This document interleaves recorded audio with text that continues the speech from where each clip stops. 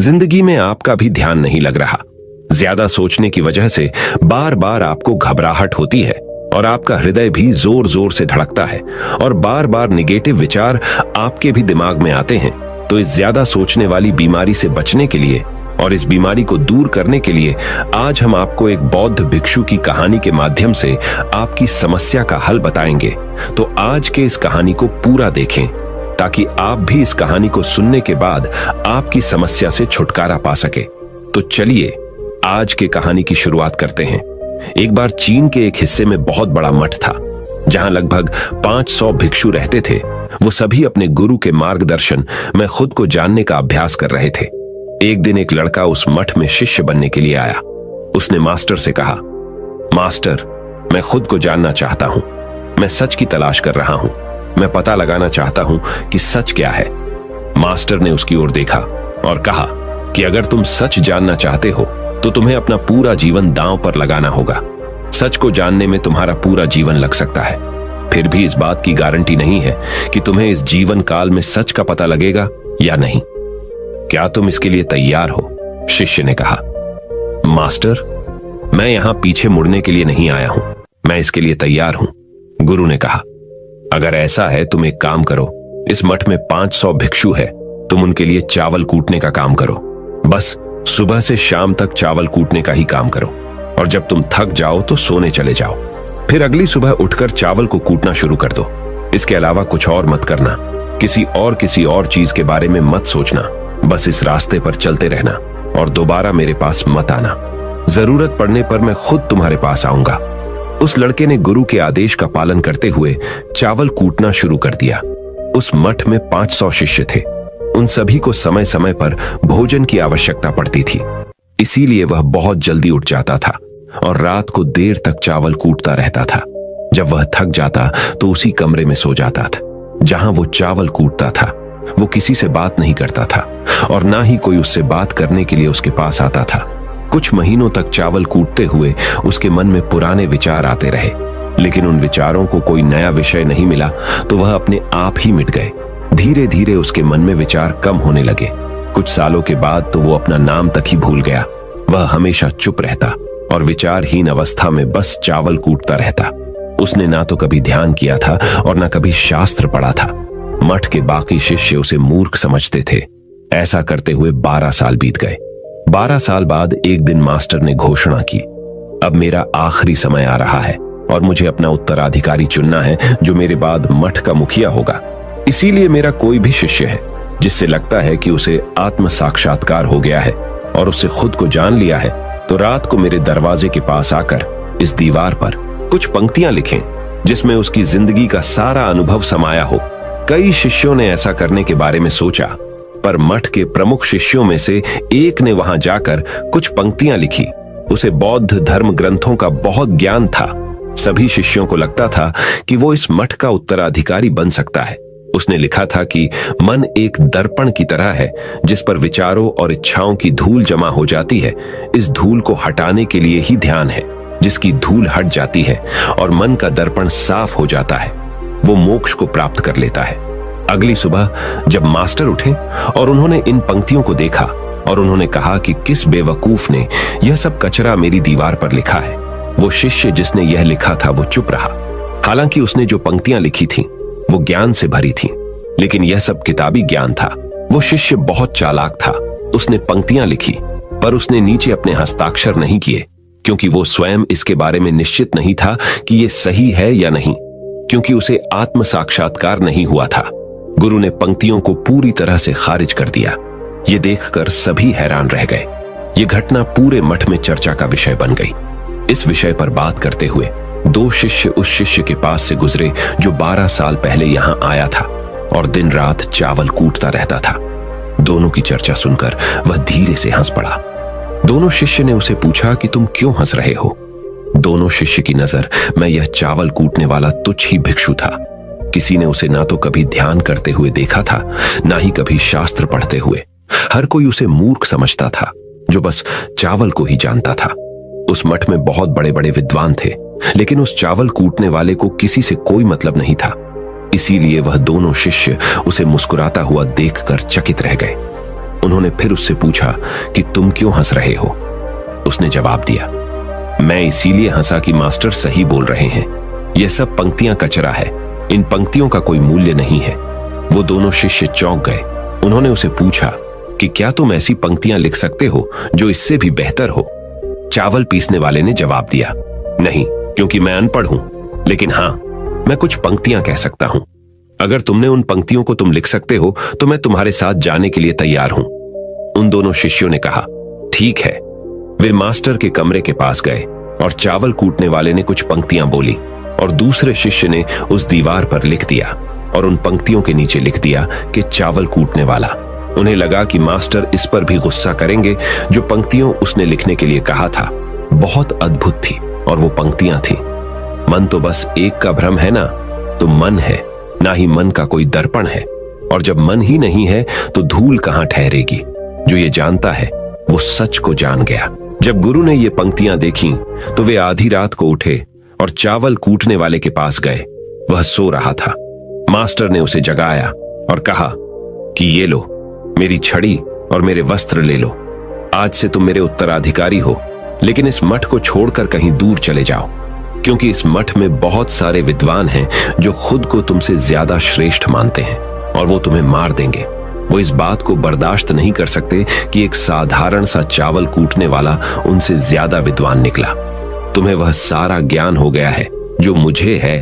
तुम्हें यह सारा ज्ञान चावल कूटते कूटते हुआ है, और मुझे पता है कि तुम जहां भी जाओगे लोग तुम्हारे पास आने लगेंगे, क्योंकि जब कोई फूल खिलता है तो उसकी महक हर तरफ फैलने लगती है। उसने अपने गुरु के पैर छुए और रात को ही वहां से चला गया।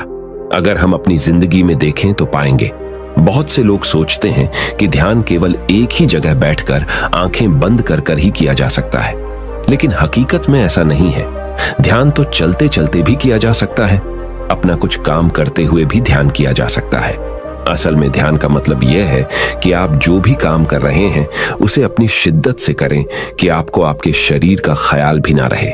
बिल्कुल उस चावल पीसने वाले की तरह जो चावल कूटने में इतना मग्न हो गया कि उसको खुद का कोई ख्याल ही नहीं रहा। उसने चावल कूटते हुए ही उसने आत्म साक्षात्कार प्राप्त कर लिया। हर समय वर्तमान में रहना और कुछ नहीं सोचना। मन तब तक ही है जब तक विचार है। जब विचार ही नहीं रहेंगे तो मन भी गायब हो जाएगा। जब मन ही नहीं रहेगा तभी तुम अपने आप को अच्छे से जान पाओगे। असल में हमें अपने वास्तविक रूप को जानने के लिए कोई अन्य साधना करने की आवश्यकता नहीं है। हम जो कुछ भी कर रहे हैं बस उसमें हमें पूरी तरह से खो जाने की जरूरत है। अपने काम में इस कदर से लीन हो जाओ कि आपका काम भी ध्यान बन जाए। ज्यादा सोचने वाले लोगों के लिए दूसरी रहस्यमयी कहानी अब हम आपको बताएंगे, तो चलिए कहानी की शुरुआत करते हैं। एक गांव में एक आदमी रहता था जो ताले तोड़ने के मामले में एक्सपर्ट था, यानी कि जहां कहीं भी ताले तोड़ने की बात आती थी या लॉक को खोलने की बात आती थी तो उसका नाम सबसे पहले लिया जाता था। एक दिन कुछ समझदार लोगों ने उसकी परीक्षा लेनी चाहिए और उसको बता दिया गया कि आपको इस जगह पर इस तारीख को आना है और ताले को तोड़ना है। जब वह समय के अनुसार तय दिनांक को वहां पहुंच गया तो उसको प्रतियोगिता के नियम समझा दिए गए। आपको एक बॉक्स में बिठा दिया जाएगा और उस बॉक्स को पानी में उतार दिया जाएगा। आपको ताला खोलकर बाहर आना होगा। इस बीच आपको लगता है कि लॉक आपसे नहीं खुल पाएगा तो आप इमरजेंसी बटन को दबा सकते हैं और ऊपर आ सकते हैं, लेकिन आप प्रतियोगिता में हार जाएंगे। उसने सभी नियमों की हां कर दी और पानी में चला गया। जैसे ही वह पानी में पहुंचा तो उसने जेब में से एक तार निकाला और लॉक को खोलने की कोशिश करने लगा। 4 से 5 बार कोशिश करने के बाद वह बार बार विफल हो रहा था, लेकिन उससे लॉक नहीं खुल रहा था। अब ज्यादा समय तक पानी में रहना उसके लिए और भी मुश्किल था, क्योंकि सांस रोकना आसान नहीं था। फाइनली उसने अपना पूरा दिमाग लगाया और एक बार अंतिम प्रयास किया। वह विफल हुआ और उसने इमरजेंसी बटन दबा दिया। धीरे धीरे ऊपर आने लगा। पानी के ऊपर आए बॉक्स को बाहर निकाला गया और हल्का सा धक्का देकर खोला गया। वह अचंभित हो गया कि एक बार भी मेरे दिमाग में यह ख्याल क्यों नहीं आया कि मैं इसको धक्का देकर खोलूं। हो सकता है कि ये लॉक ही ना हो। तो यही होता है, जब हम भी बहुत ज्यादा सोचते हैं तो इसका खामियाजा हमें भुगतना पड़ता है। कभी कभी ना सोचने से भी जवाब मिल जाता है। इसलिए किसी ने कहा है कि जो कुछ नहीं करते वह कमाल करते हैं। जी हाँ दोस्तों, यह बात बिल्कुल सही है। कभी कभी दिमाग को जब हम शांत रखते हैं और ठंडे दिमाग से सोचने की कोशिश करते हैं तो हमें बेहतर समाधान मिल जाता है। अब हम आपको बताएंगे कि ज्यादा सोचने की यह बीमारी के मुख्य कारण क्या है, जिससे आपको ज्यादा सोचने की बीमारी हो जाती है। अत्यधिक सोच के कुछ मुख्य कारण। पहला कारण, वर्तमान से ज्यादा भूतकाल या भविष्य के बारे में ज्यादा चिंता करना। आप जो काम अभी कर रहे हैं उससे ध्यान हटाकर अपना ध्यान बीते हुए समय या आने वाले समय पर लगाएंगे तो आप ओवर थिंकिंग के शिकार होते जाएंगे। दूसरा कारण, काम का ज्यादा तनाव होना। जब वर्कलोड ज्यादा होता है तो दिमाग भी तेजी से चलने लगता और यह तनाव का रूप ले लेता है और दिमाग में वो विचार भी आने लगते हैं तो काम से संबंधी नहीं है और लोग ओवर थिंकिंग के शिकार हो जाते हैं। तीसरा कारण, डर का बना रहना। जब व्यक्ति के अंदर डर होता है, जैसे नौकरी छूट जाने का डर, प्रमोशन न होने का डर, काम में असफल हो जाने का डर, पैसे न मिलने या डूब जाने का डर, व्यक्ति इस डर को लेकर कल्पना करता रहता है। भले ही ऐसा न होने वाला हो, लेकिन धीरे धीरे यह डर उसे जरूरत से ज्यादा सोचने पर मजबूर कर देता है। चौथा कारण, कॉन्फिडेंस की कमी। जब व्यक्ति में किसी काम को करने के प्रति उलझन बनी रहती है तो कॉन्फिडेंस कम होता जाता है, जिसके चलते नकारात्मक विचार दिमाग को घेरना शुरू कर देते हैं और व्यक्ति ज्यादा सोचना और चिंता करना शुरू कर देता है। पांचवा कारण, चीजों के बारे में सकारात्मक से ज्यादा नकारात्मक विचार। जब व्यक्ति छोटी छोटी बातों के नकारात्मक पहलू के बारे में ज्यादा सोचना शुरू कर देता है तो धीरे धीरे व्यक्ति ओवर थिंकिंग का शिकार होता जाता है। क्या ओवर थिंकिंग यानी अत्यधिक सोच से छुटकारा पाया जा सकता है?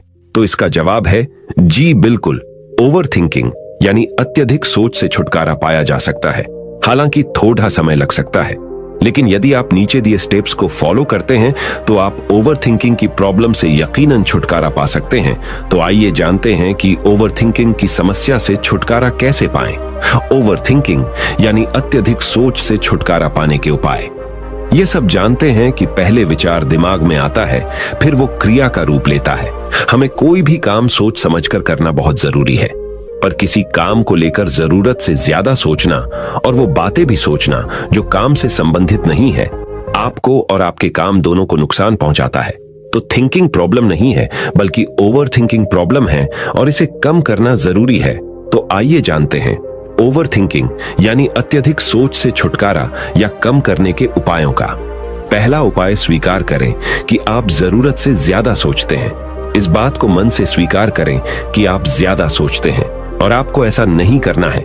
जब आप इस बात को स्वीकार कर लेंगे तो आप इससे छुटकारा पाने के लिए अपने आप को तैयार कर लेंगे। आप ओवर थिंकिंग को लेकर जागरूक हो जाएंगे। जब भी आपको लगे कि दिमाग में फालतू विचार चल रहे हैं, तुरंत उसे वहीं रोक दो और ये सोचना शुरू करो कि आपने सोचना कहां से शुरू किया था। तब आपको मालूम होता जाएगा कि आप कितनी फालतू की बातें सोचकर अपना समय और शक्ति बर्बाद कर रहे हैं। दूसरा उपाय, हमेशा सकारात्मक सोचने की कोशिश करें। क्या गलत हो सकता है कि जगह क्या अच्छा हो सकता है। सोचें। नकारात्मक विचार डराते हैं और आपका दिमाग चिंता से दौड़ने लगता है। जब आप उन नकारात्मक चीजों पर ध्यान केंद्रित करने लगते हैं जो कहीं हो गई, तो तब आप दिमाग के गुलाम हो जाते हैं। लेकिन जब आप सकारात्मक रूप से सोचते हैं तो दिमाग आपका गुलाम होता है। सकारात्मक रहने का मतलब यह नहीं है कि आप चीजों के सिर्फ एक पहलू को देखें, बल्कि सही और गलत दोनों पहलुओं को देखना जरूरी है। पर केवल नकारात्मक सोचना या ज्यादा नकारात्मक विचार आपको अनुचित सोचने पर मजबूर कर देते हैं। तीसरा उपाय, योग, ध्यान और व्यायाम करें। योग, ध्यान और व्यायाम मस्तिष्क और शरीर को स्वस्थ रखते हैं। ध्यान काफी लाभदायक है, इसे अपने जीवन का हिस्सा बनाएं। चौथा उपाय, वर्तमान क्षण में जीने की कोशिश करो। कभी कभी लोग बीती हुई बातों या घटना के बारे में ही सोचते रहते हैं और तनाव में आ जाते हैं। इसी प्रकार जो समय आने वाला है उसे लेकर भी इतनी चिंता करते हैं कि तनाव में रहते हैं। तनाव में दिमाग हावी हो जाता है और फालतू बातें सोचने लगता है। जो समय बीत गया है उससे सीख लो, जो आने वाला है उसकी तैयारी करो। लेकिन यह आप तभी कर सकते हैं जब आप वर्तमान में रहें। इसलिए आप जो अभी कर रहे हैं तो पूरा ध्यान उसी पर लगाओ। पांचवा उपाय, जो बात आपको परेशान कर रही है उसे लिख लें। आपके सोचने के तरीके और आपके महसूस करने के तरीके के बीच एक मजबूत संबंध है। आपके सोचने का तरीका आपकी भावनात्मक स्थिति को प्रभावित करता है और आपकी भावनात्मक स्थिति आपके सोचने के तरीके को प्रभावित करती है। तो जो बात आपको परेशान कर रही है उसे लिख लें। अब उस बात के बारे में यह लिखें कि यह आपको क्यों परेशान कर रही है। अब अपने आप से प्रश्न करें कि क्या इस समस्या का हल परेशान रहना है। यदि नहीं तो उसका हल ढूंढे, और यही इसका कोई हल नहीं है तो परेशान रहने और सोचते रहने से क्या होगा। जब धीरे धीरे आप ऐसे करेंगे तो इस चीज की आपको आदत पड़ी ढहती जाएगी और आप अनावश्यक सोचना बंद कर देंगे। छठा उपाय, अपनी भावनाओं का नियंत्रण रखो। भावनाओं पर नियंत्रण रखने का मतलब यह बिल्कुल भी नहीं है कि आप अपनी भावनाओं को दबाएं, लेकिन आपको अपनी भावनाओं पर नियंत्रण रखना होगा। जब आप अपनी भावनाओं पर नियंत्रण रखते हैं तो हकीकत को देख पाते हैं। अनियंत्रित भावनाएं दिमागी विचारों को बेफजूल गति प्रदान करती हैं। सातवां उपाय, चिंता नहीं चिंतन करें। चिंता ओवरथिंकिंग को जन्म देती है और चिंतन क्रिएटिविटी को जन्म देता है। फालतू सोचने की जगह कोई कहानी, कोई लेख, कविता या कुछ रचनात्मक सोचें। आठवां उपाय, अपने पसंद की चीजें करें। जब भी आप फ्री हो तो कोई भी ऐसा काम करो जिसे करना आपको अच्छा लगता हो। किताबें पढ़ें, गाने सुने, गाने गाएं, घूमने जाएं। यदि आपके घर में बच्चे हैं तो बच्चों के साथ खेलें। अपने दोस्तों से साथ समय व्यतीत करें। नौवां उपाय, अपना सर्वश्रेष्ठ स्वीकार करें। जब आप ज्यादा सोचते हैं तो न चाहते हुए भी आप नकारात्मक बातें सोचते हैं और अपने आप को औरों से कम आंकने लगते हैं। याद रखें, कोई भी परफेक्ट नहीं होता। जो आप हैं, आप जैसा कोई नहीं है। लोग क्या कहते हैं इस पर ध्यान देने की बजाय अपना सर्वश्रेष्ठ स्वीकार करें, अपने ज्ञान को बढ़ाते रहें और पॉजिटिव रहें। 10वां उपाय, मन को शांत रखें। आधुनिक जिंदगी भाग दौड़ और तनाव भरी है। अधिकतर लोगों के साथ तनाव में बने रहना इतना सामान्य हो जाता है कि उन्हें इस बात का पता ही नहीं चलता कि धीरे धीरे तनाव उनके मानसिक और शारीरिक स्वास्थ्य पर बुरा प्रभाव डाल रहा है। जब मन अशांत होता है तब नकारात्मक और बेफिजूल के विचार हमारे दिमाग में घर करने लगते हैं। यदि आप ओवरथिंकिंग से छुटकारा पाना चाहते हैं तो अपने मन को शांत रखें। आपके सोच को बदल देने वाली 3 कहानियां अभी हम आपके सामने प्रस्तुत कर रहे हैं, तो इसे ध्यान से सुने। यह आपकी जिंदगी बदल लेंगी। पहली कहानी, चमकीले नीले पत्थर की कीमत। एक शहर में बहुत ही ज्ञानी प्रतापी साधु महाराज आए हुए थे। बहुत से दीन दुखी परेशान लोग उनके पास उनकी कृपा दृष्टि पाने हेतु आने लगे। ऐसा ही एक दीन दुखी गरीब आदमी उनके पास आया और साधु महाराज से बोला, महाराज मैं बहुत ही गरीब हूं, मेरे ऊपर कर्जा भी है, मैं बहुत ही परेशान हूं, मुझ पर कुछ उपकार करें। साधु महाराज ने उसको एक चमकीला नीले रंग का पत्थर दिया और कहा कि यह कीमती पत्थर है, जाओ जितनी कीमत लगवा सको लगवा लो। वो आदमी वहां से चला गया और उसे बचने के इरादे से अपने जान पहचान वाले एक फल विक्रेता के पास गया और उस पत्थर को दिखाकर उसकी कीमत जाननी चाहिए। फल विक्रेता बोला, मुझे लगता है ये नीला शीशा है, महात्मा ने तुम्हें ऐसे ही दे दिया है। हाँ, यह सुंदर और चमकदार दिखता है, तुम मुझे दे दो, इसके मैं तुम्हें 1000 रुपए दे दूंगा। वो आदमी निराश होकर अपने एक अन्य जान पहचान वाले के पास गया जो कि एक बर्तनों का व्यापारी था। उनसे उस व्यापारी को भी वो पत्थर दिखाया और उसे बेचने के लिए उसकी कीमत जाननी चाहिए। बर्तनों का व्यापारी बोला, यह पत्थर कोई विशेष रत्न है, मैं इसके तुम्हें 10,000 रुपए दे दूंगा। वह आदमी सोचने लगा कि इसकी कीमत और भी अधिक होगी और यह सोच वो वहां से चला आया। उस आदमी ने इस पत्थर को अब एक सुनार को दिखाया। सुनार ने उस पत्थर को ध्यान से देखा और बोला, यह काफी कीमती है, इसके मैं तुम्हें 1 लाख रुपये दे दूंगा। वो आदमी अब समझ गया था कि यह बहुत अमूल्य है। उसने सोचा, क्यों ना मैं इसे हीरे के व्यापारी को दिखाऊं। यह सोच वो शहर के सबसे बड़े हीरे के व्यापारी के पास गया। उस हीरे के व्यापारी ने जब वो पत्थर देखा तो देखता रह गया। चौंकने वाले भाव उसके चेहरे पर दिखने लगे। उसने उस पत्थर को माथे से लगाया और पूछा, तुम यह कहां से लाए हो? यह तो अमूल्य है, यदि मैं अपनी पूरी संपत्ति बेच दूं तो भी इसकी कीमत नहीं चुका सकता। तो इस कहानी से हमें यह सीख मिलती है, हम अपने आप को कैसे आंकते हैं। क्या हम वो हैं जो राय दूसरे हमारे बारे में बनाते हैं? आपकी लाइफ अमूल्य है, आपके जीवन का कोई मोल नहीं लगा सकता। आप वो कर सकते हैं जो आप अपने बारे में सोचते हैं। कभी भी दूसरों के नेगेटिव कमेंट से अपने आप को कम मत आंकिए। दूसरी कहानी, मेंढकों की टोली एक मेंढकों की टोली जंगल के रास्ते से जा रही थी। अचानक दो मेंढक एक गहरे गड्ढे में गिर गए। जब दूसरे मेंढकों ने देखा कि गड्ढा बहुत गहरा है तो ऊपर खड़े सभी मेंढक चिल्लाने लगे, तुम दोनों इस गड्ढे से नहीं निकल सकते, गड्ढा बहुत गहरा है, तुम दोनों इसमें से निकलने की उम्मीद छोड़ ढाए दो।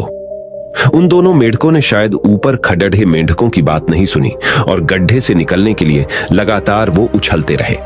बाहर खड़े मेंढक लगातार कहते रहे, तुम दोनों बेकार में मेहनत कर रहे हो, तुम्हें हार मान लेनी चाहिए, तुम दोनों को हार मान लेनी चाहिए, तुम नहीं निकल सकते। गड्ढे में गिरे दोनों मेंढकों में से एक मेंढक ने ऊपर खड़े मेंढकों की बात सुन ली और उछलना छोड़ कर वो निराश होकर एक कोने में बैठ गया। दूसरे मेंढक ने प्रयास जारी रखा। वो उछलता रहा जितना वो उछल सकता था। बाहर खड्डे सभी मेंढक लगातार कह रहे थे कि तुम्हें हार मान लेनी चाहिए, पर वो मेंढक शायद उनकी बात नहीं सुन पा रहा था और उछलता रहा और काफी कोशिशों के बाद वो बाहर आ गया। दूसरे मेंढकों ने कहा, क्या तुमने हमारी बात नहीं सुनी?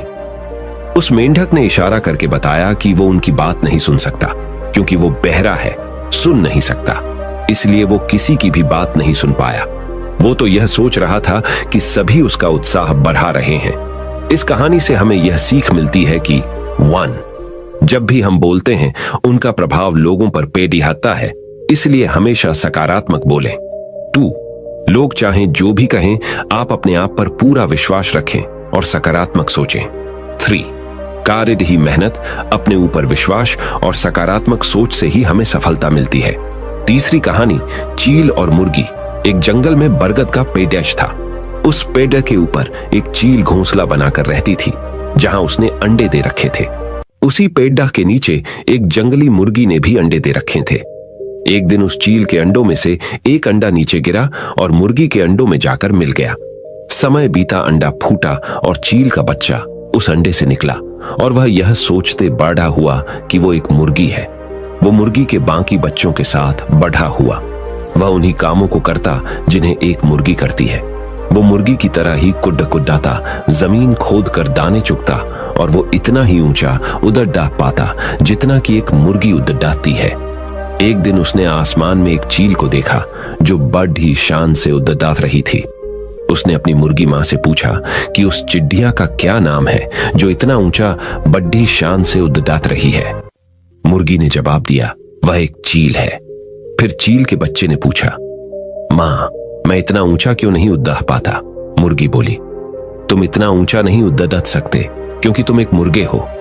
उसने मुर्गी की बात मान ली और मुर्गे की जिंदगी जीता हुआ एक दिन मर गया। इस कहानी से हमें यह सीख मिलती है कि जो भी हम सोचते हैं या कुछ नया करने की कोशिश करते हैं तो दूसरे हमें यह कहकर रोकते हैं कि तुम ऐसा नहीं कर सकते, ऐसा नहीं हो सकता, और हम अपना इरादा यह सोचकर बदल लेते हैं कि वाकई मैं यह नहीं कर सकता और हार मान लेते हैं। इसका मुख्य कारण है अपने ऊपर भरोसा न होना, अपनी शक्तियों पर भरोसा न होना, अपने काम पर भरोसा न होना। दोस्तों, जो लोग कहते हैं कहने दीजिए, लोगों का काम है कहना। अपने आप पर भरोसा रखें, अपने आप को पहचानें। दोस्तों, अगर जीत निश्चित हो तो कायर भी LDDH जाते हैं। बहादुर वो कहलाते हैं जो हार निश्चित हो फिर भी मैदान नहीं छोड़ डाहते। मित्रों, उम्मीद करता हूं कि आपको इन 3 कहानियों से अपनी सोच को बदल लेने में मदद मिली होगी और आपको अपने ज्यादा सोचने वाली समस्या से छुटकारा पाने के उपाय भी इस वीडियो के माध्यम से आपको मिले होंगे।